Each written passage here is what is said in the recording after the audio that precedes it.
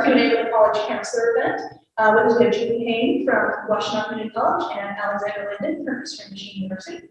We're going to let them each do a little intro to their schools, and then we'll start asking some questions. Okay, so we're in Ann Arbor, right down the road from St. Joe Hospital.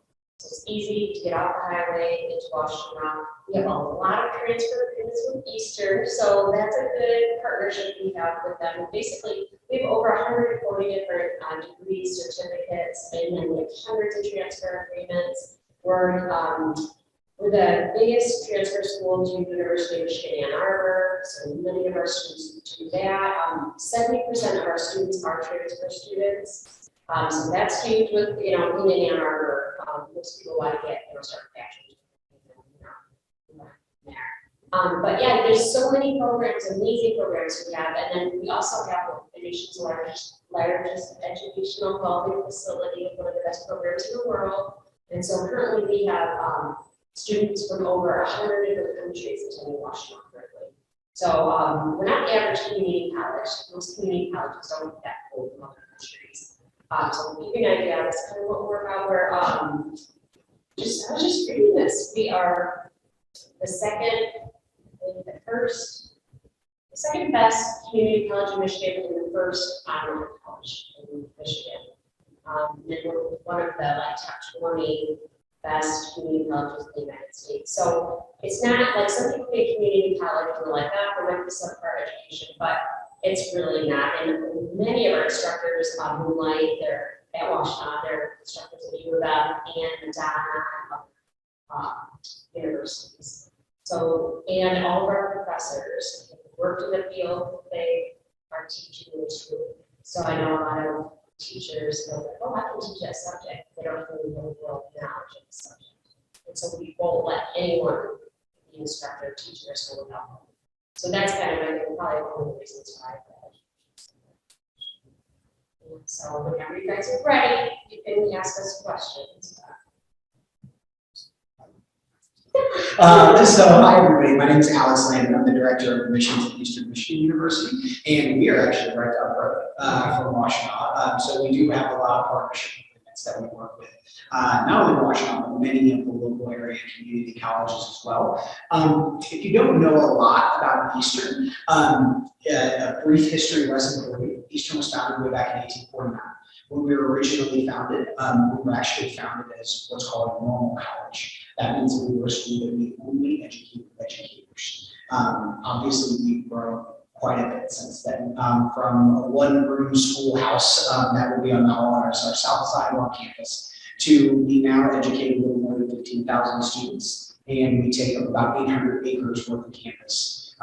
It's a very, very continual growth experience on our campus. One of the things that we're very excited about right now is we've really been doing a lot of work to transform the face of our campus. Has anyone ever been to Eastern recently? If you haven't been recently, we would encourage you to come back and check it out. Even since I started school, 14, 15 years ago, we've completely really revamped the way that our campus looks. We're really excited about it. We've done a little bit over $200 million in renovations to our facilities over the last few years. I always like to tell people that they may not know, but Eastern Michigan actually has an institutional flower that has been full in for the last several months. That is called a construction film. And you can find plenty of them on our campus, but construction for us always means improvement. Always means changing the way that we do things. We offer a little over 200 different majors on our campus. We offer exclusively bachelor's degrees in Eastern, as well as master's degrees and PhD programs. Eastern is a Division I university, so we do offer Division I athletics and a lot of the benefits that students do look for in large universities. So when I talk about that, I mean things like Division I sports, student activities, excellent housing, research facilities on our campus. We are a Carnegie II classified university, which means that we are in the top 6% of research producing universities in the country. But at the same time, the thing that we love about Eastern is that educational start is really runs deep in our core and in our philosophy on how we educate our students. So at Eastern, about 90% of our classes are capped at 30 students. When a lot of students think about big schools, the first thing that they think of is all the college movies they've seen.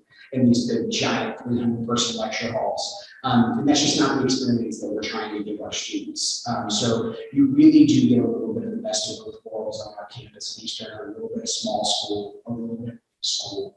Students really find a nice fit with us. So we encourage you, come out and see us. I definitely also encourage students to think exactly about what we were just talking about, where community colleges are a huge part of the students that come to school with us at Eastern. And if that's a path that you're thinking about, we strongly encourage you to consider it. This last year at our commencement, we actually had more students graduate from Eastern who had community college experience than did not. So we see that as a very, very popular path for students who want to move, love to work with students on as well. Okay, thank you. The first question I have is, what's required for an application to your institution? Well, at Washtenaw, it's a pre-application process. The application takes about 15 minutes or less. And then after you apply, you're on your email, usually email within 24 hours, letting you know your application's been approved. You'll get your student ID number, and then the directions in the email will have to be your next steps. And so there'll be some checklist items. If someone does not have previous college, we'll do some type of entry assessment. And for that, if the student had a 3.0 by the end of their junior year, if they're going to do dual enrollment, or after they graduate, they're 3.0 or higher, they don't have to do entry assessment. That will be considered college level readiness. Or they can take our pre-placement test called the Active Placer. It's multiple choice. Or another option, they can do our free test. It's done virtually. It's called a writing sample. So I always say people are better at writing or they're better at testing. So we offer something for each person. So it's just we get to choose what we want to do, or you can submit your PSAT, SAT, or ACT to get college levels. But if you're not at college level, we have an open door policy, so you come as you are, and we have classes you can take to get you to where you need to be to go ahead and do what you want to do in college. Something for us, the application process really requires a couple of things. So for our incoming first year students, we require that they turn in the application as well as a copy of their official high school transcripts for us to consider them for admission. So depending on what grade all of you are in or where your students may be in, it's really important to think about when we talk about college admissions, and especially at a place like Eastern, we're really thinking about what students' cumulative GPAs look like. So it's never too early to start thinking about that college process, because the earlier you start thinking about it, it always is a shame every single year the number of students that I talk to, and we have a conversation about how ninth grade didn't go ninth grade. But they've really picked it up since then because they are thinking about school. We want students to be thinking about those processes early. But we're going to ask for a copy of a student's high school transcript along with their application. Another thing to keep in mind is what deadlines look like for applications. At Eastern Michigan, we use what's referred to as a rolling admission process. That means that we don't have a specific deadline that a student has to fill out an application at Eastern in order to be considered for admission. Students can apply as early as the summer before their senior year for their first year of school, but there's no specific deadline. I do encourage you, though, whether you're looking at Eastern or whether you're looking at other institutions, really make sure that you're paying attention to those deadlines. One of the things that can be most challenging for students as they're navigating these college application processes is really staying organized, because there's so much information that's flying at you. You may be applying to several schools. You want to make sure that you keep those deadlines and things like that. But for us, there's not really a deadline. The application and the transcripts, we normally ask students to give us about 4 to 6 weeks to turn around and get a decision to you. We do utilize a test optional admission policy. So for students that have at least a 2.5 GPA while they're at school, we won't ask them to submit an ACT or an SAT score to us. If we ever do need an ACT or an SAT to supplement a student's application, we'll follow up. So did you say therapy? You said yours was free. So we do charge a fee for our application, but please, please, please, this is being recorded. I'll get in trouble, don't pay. So what we would encourage you to do is we offer lots of options. for students to have their fees waived with us at Eastern. So for example, every October, most of the high schools in the state celebrate something that's called Michigan College Application Month. We offer fee waivers to students all over the state for the month of October. So they can do it then. But let's say students want to get started early. They can come and see us for a campus visit. We'll waive the fee if they come and see us for a campus visit. Really, also, if you set up an individual appointment, talk to one of our admissions advisors. We'll waive the fee for you doing that. If you really come and interact with us, we'll give you some kind of a fee waiver code. So I always tell students, save the $35 and spend it on something cool.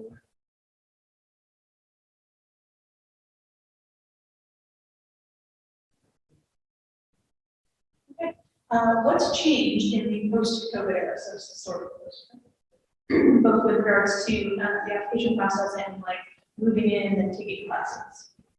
Well, I know COVID's been horrible, so many people died, so I hate even saying that there's been silver linings to it, but I mean, I've seen some silver linings in terms of Washtenaw. I've been with Washtenaw for 14 years, and I love Washtenaw. I came as a guest student, I went to Eastern, and then I could not pass chemistry. My brain and chemistry doesn't work the same. So I stopped going to school for a while because I had to take it to graduate, and then I finally came back, talked to advisors, she said, you know, Washtenaw, free tutoring, small class size. So I did that, and I passed. And so I fell in love after that class. I took as many classes as I could take, and then I went back to Eastern. That's why I went to Washtenaw. So it made a huge difference for me, and you know, everybody was able to graduate college because I could pass chemistry, you know.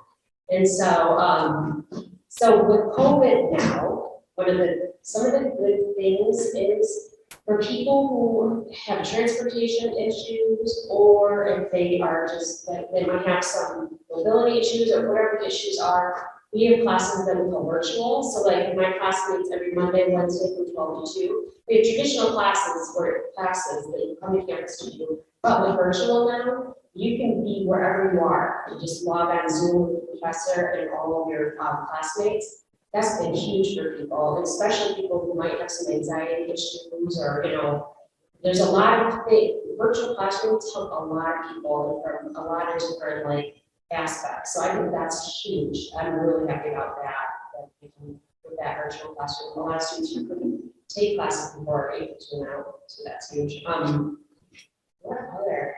And we've also had online classes, which are basically self-paced. So we still offer those, but we also have something that's called mixed mode labs. So like you're learning, academic learning is virtual, and then you come to campus to do the labs. Before you couldn't take classes online if you had a lab component, like the science classes or welding or photography or pottery or, you know, whatever class you want to take. So that's been really nice for people who prefer online learning. Still take those classes now the way they want to take it, the way they really work. So I think those are some of the things I've noticed that are kind of like a positive outcome.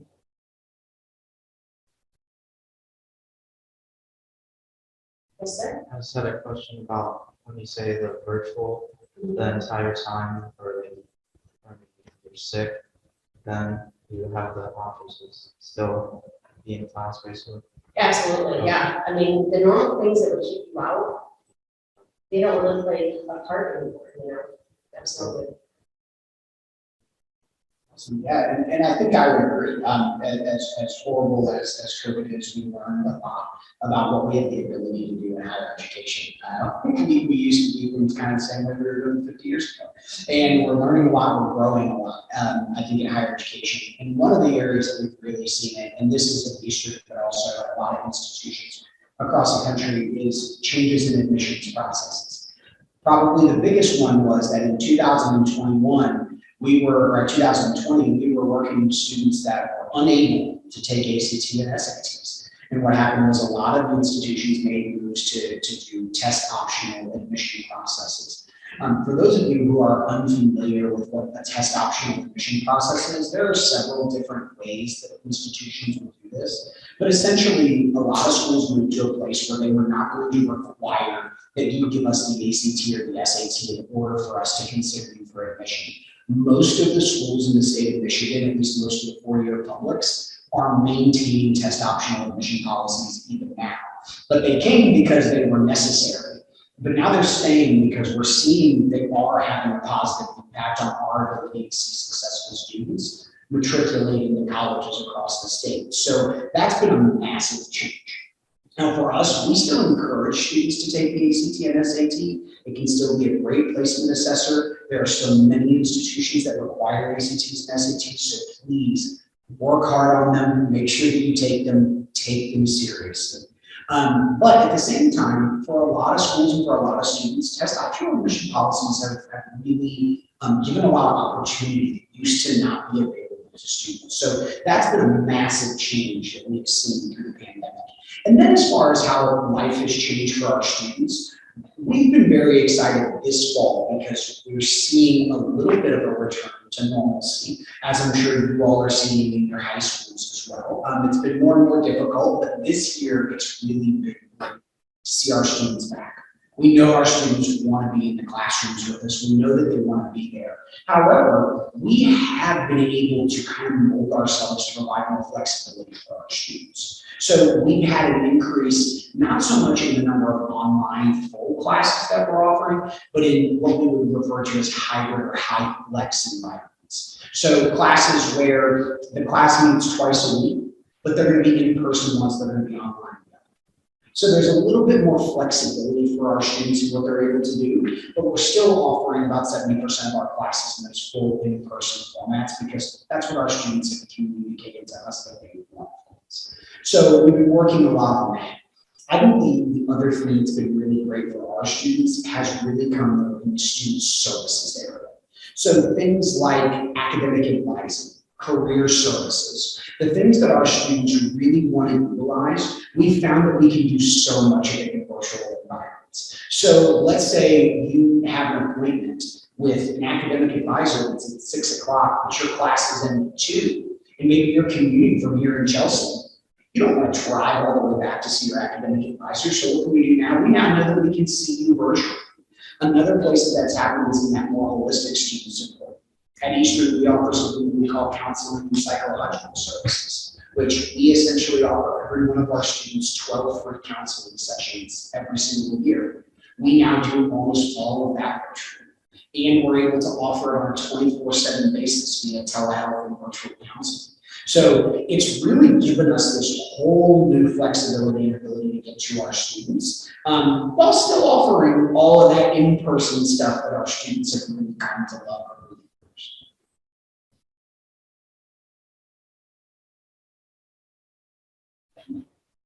Can you tell someone who's considering doing some transferring how that works?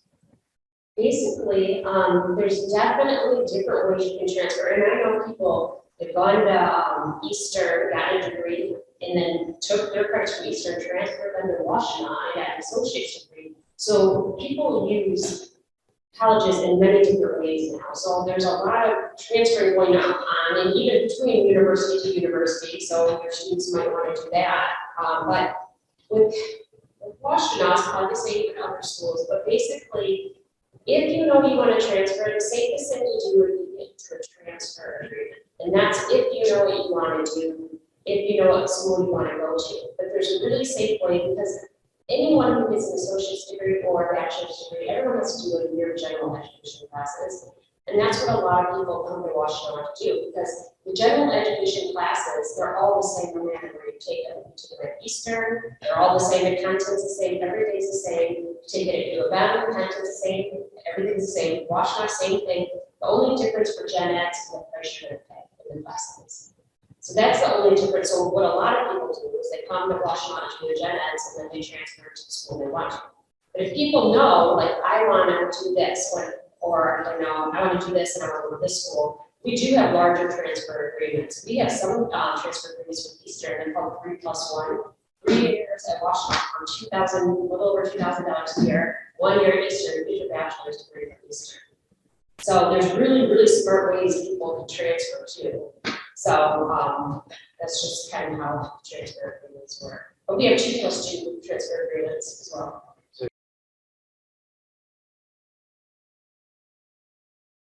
You're saying general education at Washtenaw, so that's all the basically 4 classes. Yes. Is it the entire year, or are you saying you can like some switch out classes Well, throughout 4 years? The nice thing about college is you can do anything you want. But if you know, I want to get a college degree, I'm not sure what I want to do, and I'm not sure where I want to go, you can just start taking the gen ed classes, the general education or core classes. That kind of gets your feet wet and kind of get into school, and you might decide what you want to do just by getting started. A lot of students will say, I'm going to take a gap year because I don't know what I want to do. I always tell people, that's the worst thing, take one class, just start, because even taking one class, it's gonna up the probability you're gonna graduate from college. So many people that say I'm doing that gap year, life happens, and it's so hard to go back to school. And so, I don't know, I just don't want people to think, because I don't know what I want to do, not to start. It's really important to start, but yeah, you can definitely do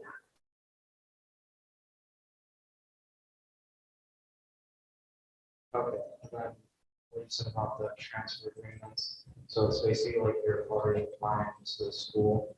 Let's say Eastern wants to do afterwards.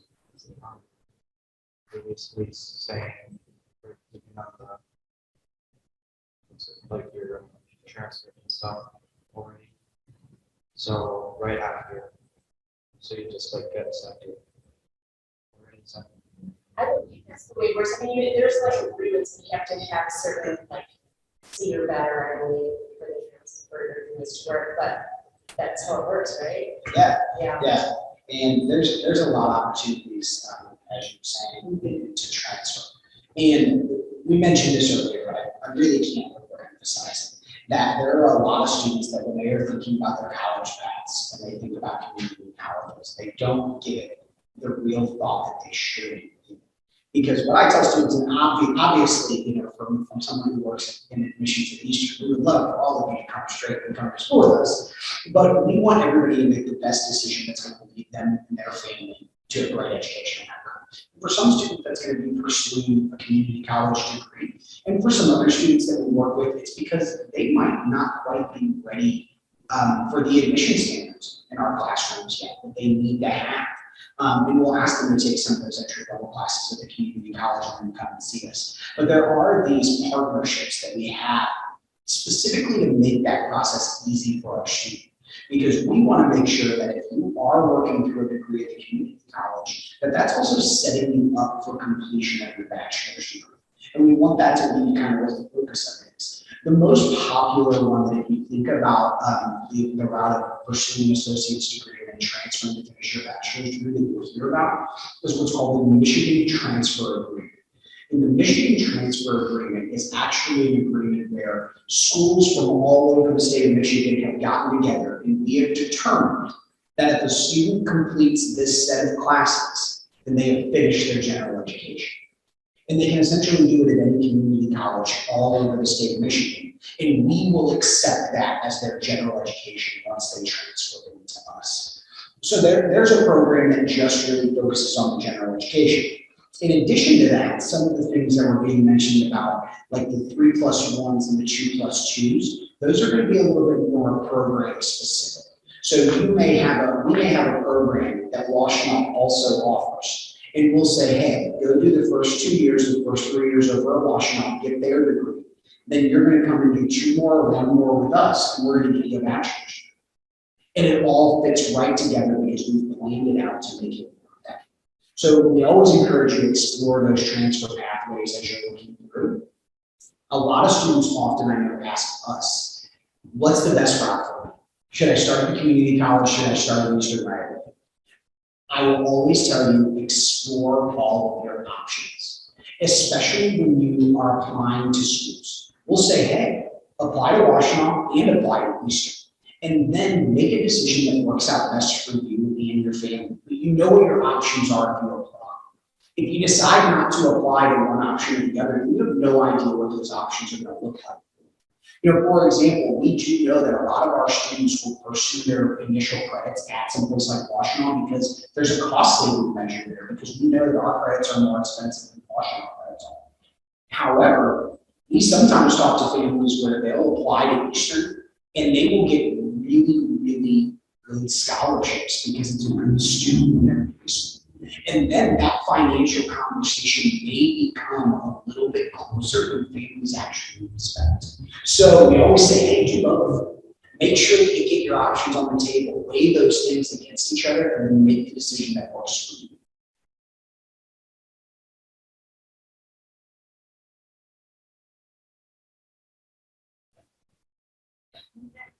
What do you think is the coolest or most interesting thing that your institution has or does? We have a lot of student involvement. There's so many ways for students to get involved with other students. We have so many clubs, organizations, of course, with the Honor Society. We have club sports, which are like the competitive tryout, like at other colleges and universities.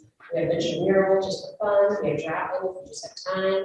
We have esports now, that's kind of fun. And then there's just so many ways to get involved. We have an award-winning student newspaper, students can work on, and so we have like ways to kind of have your resume with, you know, extra curricular things that kind of look great for a working student newspaper. We have an Orchard radio station where students, if they're interested in being on the radio or production, you can work on that crew, be on the radio. There's just lots of ways to get involved and have fun too. So since college, when you're talking about the clubs, is there like just a student leader, or will there also be like how it is in high school where there's also a teacher? No, these clubs are usually student-led and ran clubs. And there's so many clubs. So if it's something you want and we don't have that, we can give you funding to start that club. And because we have 21,000 students, so we have a lot of students. So if it's something you want to do, I guarantee you other people are going to want to do it. So we'll help you, like start the club, and you know, that's something great to put on your resume. You know, started this club in college. That's a really great thing to do. Another question, if you're interested, like in a lot of clubs, let's say it's like once every day, every week, how would that look like? Or like, since you also have all your classes, how would that look? Would it be too much, or would you say? No, I don't think so. I don't think it would be. And it's good to have a little fun too, you know, kind of gives you like a little break from academics and kind of relieve stress, hanging out with other people, you know, having common things you want to talk about, and we talk about classes too. So no, I think it'd be a good thing rather than too much. Oh. So I think that there are always, whenever anybody like asks about interesting things, like I always kind of rack my brain for like what's the wildest thing that I can tell you. Like Eastern has a Quidditch team, which is great and it's fun and it's cool. I think really though, if I was going to tell people what is the thing about Eastern, is I think that Eastern is so much really built on the idea that, you know, there's great people. You know, I went to school at Eastern. I'm really proud to time along with the university. So I've been there for a while. And what's kept me at Eastern, what got me to Eastern initially, is that there are just people who really care about the work that they do. We tell our students this right up front. Getting an education, getting a bachelor's degree is not an easy process. There's a lot of work that goes into it. And there's a lot that comes with that investment. But what we want to do is we want to remind you that it's not that it's supposed to be easy, but all of this is supposed to be worthwhile. And we are going to invest in making sure that you succeed. When students leave Eastern, I think the best thing that we hear from them is that really what made a difference for them was that there were faculty members who took an individual interest in their success. They had somebody who remembered their name. They had somebody who sat down with them individually and talked about their career plans. They had somebody who checks on them after they graduate. And it's an experience that, even though it doesn't seem that wild and interesting, it's an experience that not a lot of students get, especially when they think about big universities. And I think it's the thing that really sets Eastern apart, is that when you come to Eastern, you're going to have people who just want to know who you are, what your goals are, and where you're trying to go. And we're going to do everything we can to get you there. The dedication to that process that we see on our campus, absolutely amazing.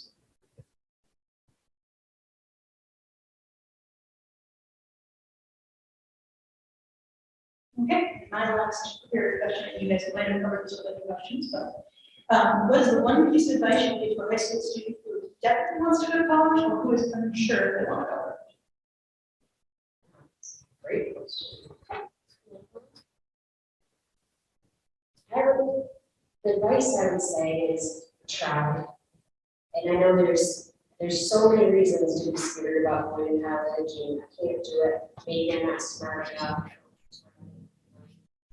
Just try. And if the money's an issue, don't ever think that that's gonna keep you from going to school, because I would say there's a way to help you. There's a lot of ways to finance college. We have 3 high school scholarships we offer students that pay for your tuition for a whole year, and 2 of them for a second year. We have so many other scholarships in addition to that. And the 3 big high school scholarships, only one's dependent on GPA. You have to have like a 3.2 or higher GPA. The other 2 are not. And so there's, just try. I mean, if you try and you go and it's not for you, that's good information you have. Or if you go and you decide, okay, I don't like that at all. At Washtenaw, if you feel like you hate school, you don't like sitting in the seat in a classroom all day, it's boring, you can't focus. Washtenaw has so many hands-on things you can do. Like a lot of, I know so many students that I'm like, just try, just come try, trust me, you'll come. And then they, you know, they might do eugenics, they don't like that, and then they do like a bowling class, an auto class, motorcycle class, they do something that's more hands-on and interactive, and all of a sudden they're like, oh. And so if they not try, they say, no, I don't like that, I don't like school, I don't do that, but we never know. So I think it's important to try, and if you don't like it, just make a change and try something else, because that's kind of a lifestyle, just to try. I don't know how to follow that. I think that that's absolutely true. I think the first thing I just tell everybody really blanket is that a college education is possible for anybody who wants one. There are paths to a college education, and I think the thing that disappoints us the most from the college perspective is how many students decide that this is not accessible to them. Whether it is because they can't afford it, whether or not they think they're not smart enough, and they don't pursue it. So a college education is there for everybody. My biggest piece of advice, because I won't just say the same one twice, would be to really think about what's for you.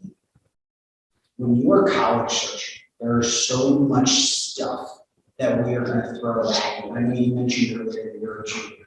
I am sure the mailbox is already filling up with all of us who would love to talk to you. And it's because all of you are awesome and we would love for you to come get your college educations with us. But at the same time, one of the things that is that can be so difficult about that process is that you may not even start to think about what it is that you are looking for. We are filling your head with all of this information, and you have not stopped to say, what do I want in this process? And that is incredibly important because this process is about you. Your parents, your friends, your mentors, your teachers, they are all really important people who are going to help you through this process. But at the end of the day, this is about you. And sometimes one of the hardest things to do is just think about, and we were talking about this earlier, which is, what questions do I even have? What am I interested in? One of the very first things that I always ask students when they come and meet with us on our campus is, so why don't you tell me what that dream college experience is like? What do you think you want from college? And most of them don't have an answer to that question yet. It's the biggest thing I tell you to start thinking about. Think about what's important to you. Think about what you're passionate about. Think about careers that you might be interested in. Start thinking about what matters to you. And that's going to make the college search a lot more manageable because you are going to go on to campuses and you're going to talk to admission staff and you're going to know, this is what I'm looking for. And these are the things that are important to me. So make sure you do that and stay organized. Stay organized.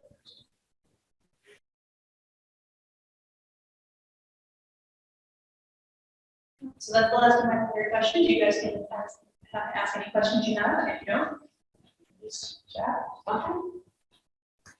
So my son is in 8th grade, and I have to go to core curriculum. He asked me to start my son in 5th grade.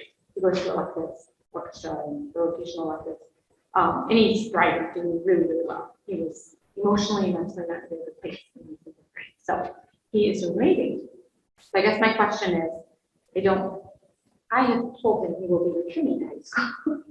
However, he's thriving and doing so well. We'll visit that when the time comes. So I guess if we did end up doing the core curriculum at home throughout home school, I don't even know what that looks like as far as what to prepare, what to have. I mean, I saved all of this work. I have it all, organized, as you say. But yeah, this is something that's so different than what I guess I anticipated it looking like for me. So for him. So anyways, any advice for that? With Washtenaw, I mean, even if you're interested in dual enrollment, in like Chelsea High School, we offer a lot of dual enrollment classes. But he can even do dual enrollment, even if he is homeschooled, because you will be the one giving him permission to attend. And if he stays homeschooled, then you will be the one, maintaining his transcript. And in Washtenaw, that's no different than regular school for us, but you might be different. I don't know. It will be a little bit different from school to school. So one thing that I would encourage you to do is if you know that this is going to be the path, maybe starting in 9th grade, would be don't hesitate to reach out to some schools in the state, especially some ones that you may be thinking about, to talk about those processes. So for us at Eastern, for example, we're going to have you provide us with a transcript. We need to have credits, coursework, grades, year that they were taking, so that we can see the completion of a core curriculum, and so that we can calculate a cumulative GPA and look at those things. Now, depending on what schools you may be considering in the long run, specifically when you start talking about those highly competitive institutions. So if we start talking about the University of Michigan, Ann Arbor of the world, or out-of-state schools, there could be a more stringent curriculum that they're looking at, and that's really the only thing that I would say to think about, because some of those schools may be looking for specific electives like languages, specific like numbers of science classes, history classes, math classes, English, that are beyond the necessary to achieve that Michigan high school diploma. And that would be the thing that I would make sure you have some conversations about, because as you're working on planning a course curriculum, you want to make sure that you lay everything out that's going to be most advantageous for those admission processes. So, like I said, for us at Eastern, we need to see those basic courses that are necessary to complete the Michigan high school curriculum. As far as some other schools go, they may say, hey, we want to see 4 sciences. We want to see 3 world languages. Make sure that you just check that stuff, and I would recommend doing it. And then, I guess, to make a transcript, that's something that probably Google will tell me. There are many templates out there. Okay. And I can tell you from my perspective of reviewing them, we've seen them in a lot of ways. We see them as simple as Word and Excel documents, or we see them as big as, because there are some like organizations out there that you can do your homeschooling through, or they have templates for you.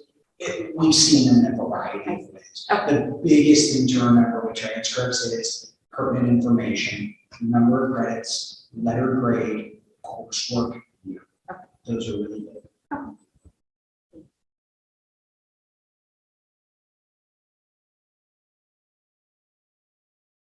So what would you say is like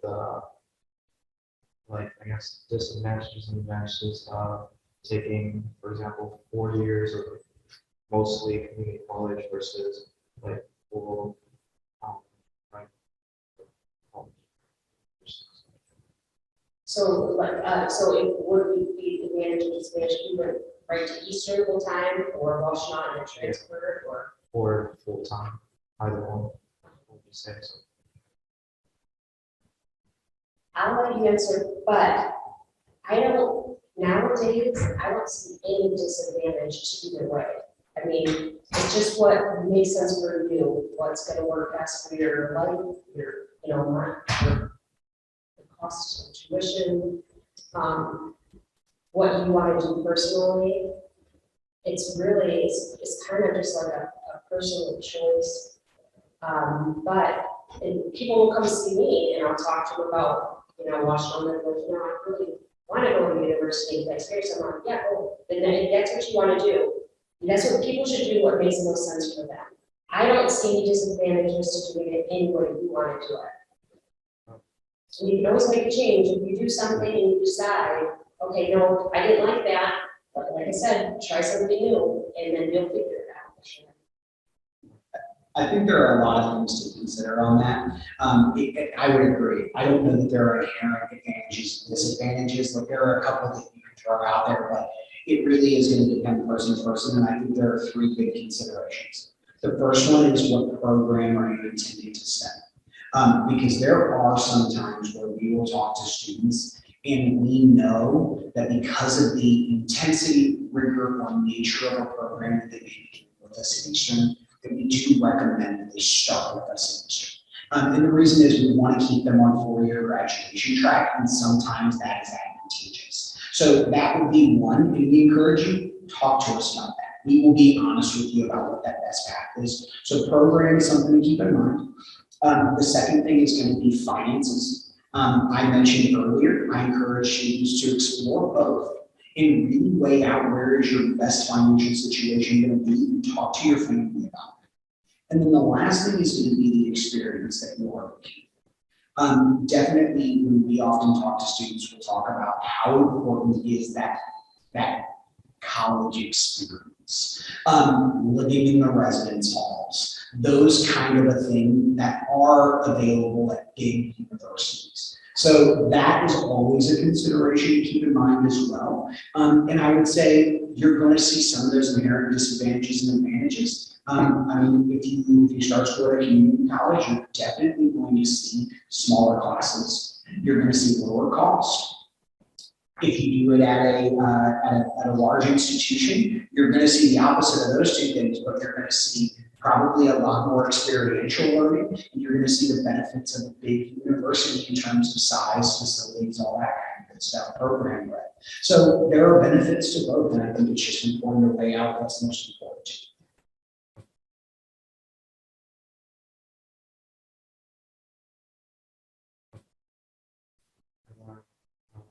Also a question, how early can you, like you mentioned before, the visits with on campus?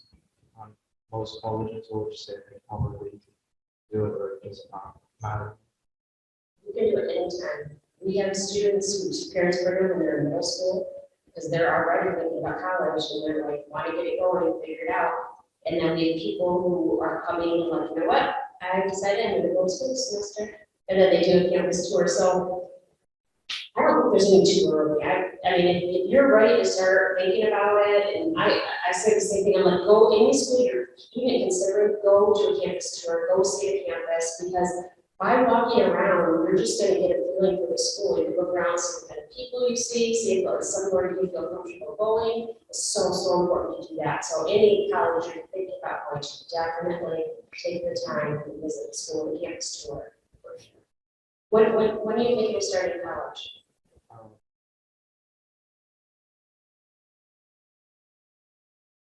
Long junior, so. Oh, yeah. If you're ready, you can go now. I would go now. Is it like a lot of students do it their junior year, so that they kind of can get an idea of different campuses and they can kind of narrow their decision making down. But I mean, some people don't do it to their senior year, so it's something that don't really care about. You can just wait to next year. And then you're talking about the campus and such. Extend to that, would you say it's more important for the campus rather than the classes, or would you say Classes for your first year of college, all the classes are going to be the same. So it doesn't matter where you take them. The only difference will be size and price for your first year of college. So yeah, I mean, that's why it'd be good to go see the campus too. Yeah. I would say that's a really personal one in terms of what comes out to be more important. Because another thing that we talk about, and I know that we both value this in our institutions, is these small classes, right? We love that about our institutions. We have 14-1 student faculty ratio. We keep classes small. My brother went to the state university where I grew up. He had classes that were 300 people. He loved it. It was amazing. It was a great way for him to learn. If you learn that way, there are different things that become important to you.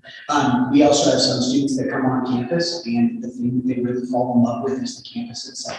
They love the environment, they love to be there, they love the buildings.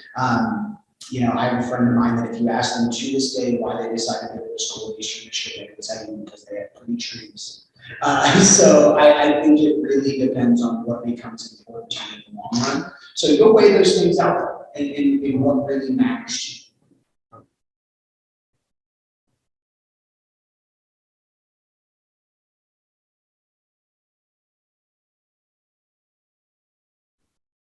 So just wanted to thank you for your time.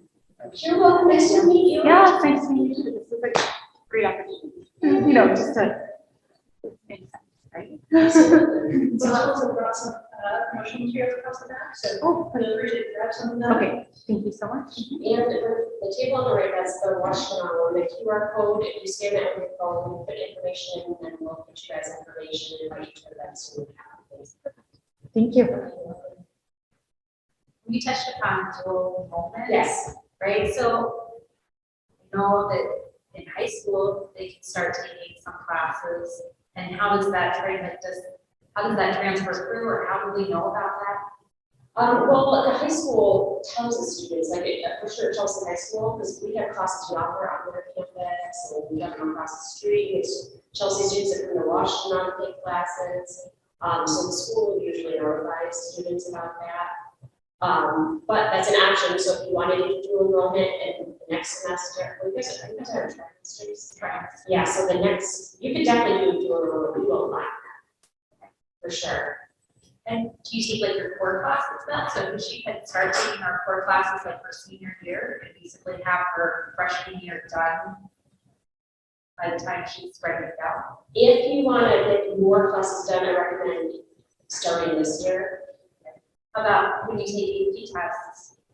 If you test out, does that work? Is that true? Does that work? I heard both things. Some people are like, yeah, whatever. Well, the thing about AP, dual enrollment is guaranteed college credit. AP, you can make it all semester, the whole year long, but then you have to take the test. You're not a strong test taker, or you don't do well, or you got an A, but the teacher didn't prepare you for that test. It doesn't matter who's by the test level you get. So I know there are so many students, AP, will never get credit if they didn't score high enough on the test. So that's kind of why dual enrollment is more popular than As far as the transfer process, because I know you asked about that. Yeah. So if you do dual enrollment, whoever the institution is hosting your dual enrollment, so for example, Washtenaw does dual enrollment at Chelsea. Whoever is hosting your dual enrollment, they will produce an academic transcript for you. So given that you've taken classes, you could go to the registrar's office at Washtenaw and you could say, hey, I need a copy of my transcript to be sent to Eastern. And then we will take that college credit just like a transfer student's college credit. Generally speaking, we're going to be looking for students to take at least 100 level courses or above, which essentially just means we're not taking remedial coursework. And the students get a C or better in those classes in order for us to give them some kind of transfer credit. The other thing that you mentioned is AP. I know at Eastern, what we're generally looking for is absolutely correct. We're looking for the test scores. That's what we have to use in order to award credit. But if students receive a 3 or better on their AP exams, we will give them credit for the courses that they've taken. So you're absolutely right. A combination of dual enrollment and AP, there are students who walk in the door every year 30, 40, 50 credits worth of coursework. We do encourage students a lot of times when they do dual enrollment to focus on those core classes because we know they're going to transfer and we know they're going to apply to any major, regardless of how they're going to be going. If you ever want to look, like for example, let's say you were thinking about Eastern as an option, you can go on our website, you can find a full transfer guide of courses you can take at Washtenaw that transfer to us, as well as we provide a full listing of all of the AP exam scores that we offer and the course credit that we give you for taking them. So that's also something.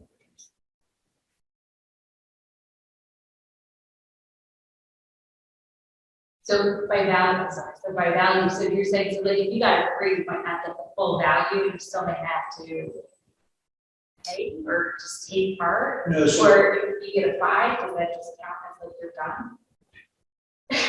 so with us, if you get a 3, you get a class.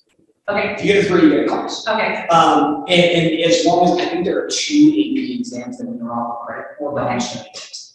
So if you get a 3, we're gonna give you a class, which is gonna be 3 credits. It's pretty much gonna be the same as if you took one class Okay. anywhere. okay, If you get a 5, and this is one of the areas that I say, if you have a mastery of the subject and you're excited about that the AP exam is worth it. For example, for a student in chemistry at Eastern, if they get a 5, we actually give them 7 credits. So 2 classes and a lab for a 5 on a chemistry exam. Now for a 3, they get 3 credits. But for a 5, they get 7 credits. So there can be advantage to those high scores on those exams. It varies by department. So there are some of them that you get a 3 or you get a 5, you get the 3 credit class. That's what it is. But there are some areas where we say, hey, you got a 5, great, we don't need to do either of these intro level classes. And that's 2 of them, 6 credits, 7 credits, and you get to do them.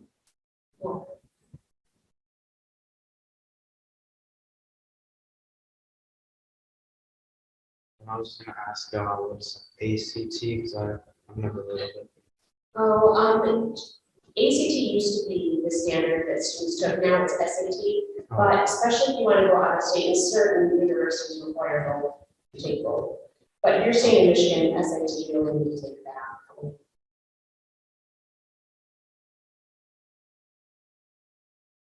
Okay, and then another question. You said the Michigan transfer, That's what I was saying, that first year of gen eds, that's what it's called, Michigan transfer. yeah, but if you decided for whatever reason to go out of the state of Michigan, how would that look like? Well, we have the highest accreditation, which means our accreditation transfer anywhere even out of state. But different states have different like rules on what general education classes they like require. So in Michigan, the ones who take would guaranteed go anywhere in Michigan. So yeah, Michigan MTA, Michigan transfer agreement. That wouldn't necessarily be guaranteed. They may take them, but it's not a guarantee. And so what people do, a lot of people I know, they come to Washtenaw, they know they want to transfer to, an out-of-state university. And so they'll go visit that out-of-state university and, see the campus, you gotta go visit. And then they'll talk to them about, okay, I got to Washtenaw Community College in Ann Arbor, what classes are we going to take from them? And then they will get that information while they're there visiting, so they know where they're going to